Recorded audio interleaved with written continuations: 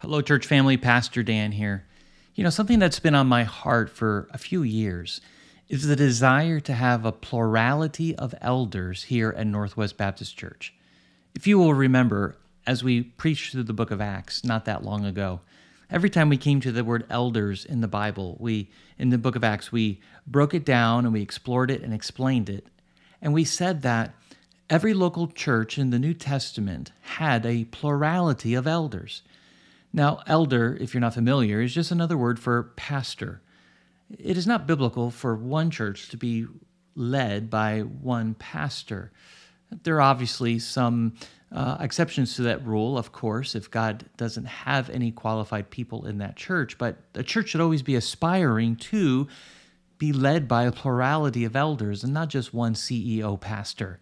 Now, I'm the only recognized elder at this church. However, we do not operate as a CEO type of church anyway. We treat our deacons as if they are elders, even though they are not in that role or office. Deacon and elder are two different distinct offices. However, again, it is biblical that a local church be led and cared for by a plurality of elders. And so, where am I going with this? It's been my prayer for some time and been on my brain. And one of my responsibilities to train up elders from among us, qualified men who desire this office and who are gifted and who can lead God's people spiritually. And so I'm putting this out there for you all to consider. First of all, that you would pray. Pray that God would raise up men in our church to step up in this way, to feel that they can lead the church as an elder.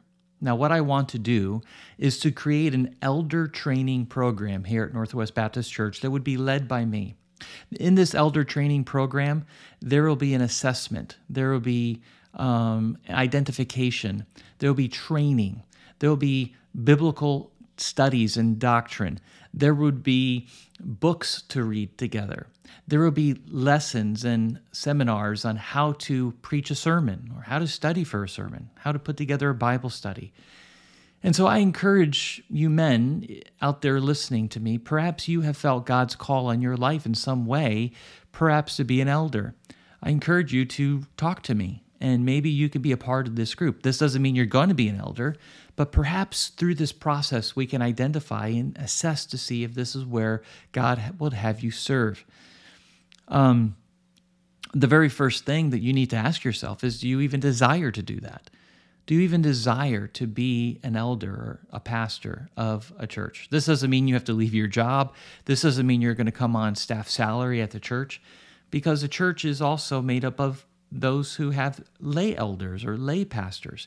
That means those who maybe work a full-time job, but also serve God's church in this way as a shepherd. And so as our church continues to grow, the demands continue to grow as well. And it's impossible for one pastor to shepherd God's people as he ought. There's no way I could get to everybody, see everybody, counsel everybody. And this is where plurality of elders is helpful. As the deacons continue to serve the physical needs of the body, the elder's task, according to the New Testament, is to lead. Churches are led by elders as they shepherd God's people. And we will still have a congregational form of government, but this will change as far as who leads the church in a way. And so my prayer is that you would consider this. If you're a man, it begins with a desire. This is what Paul says in 1 Timothy chapter 3, verse 1. The saying is trustworthy. If anyone aspires to the office of overseer, he desires a noble task. Overseer is one of the 3 different words in the New Testament used for the same office of elder or pastor. So, if you're interested, if you want to know more, if you want to be trained in this way, if you have that desire to serve God's people, then let me know. Perhaps you have no idea, but you'd like to come anyway and learn and refine who you are as a Christian man and maybe learn how to preach a sermon. Come anyway. We'd love to have you, as this is my responsibility as I lead us forward into the future as we continue to grow. Not only grow physically, but also grow more biblically. God bless you.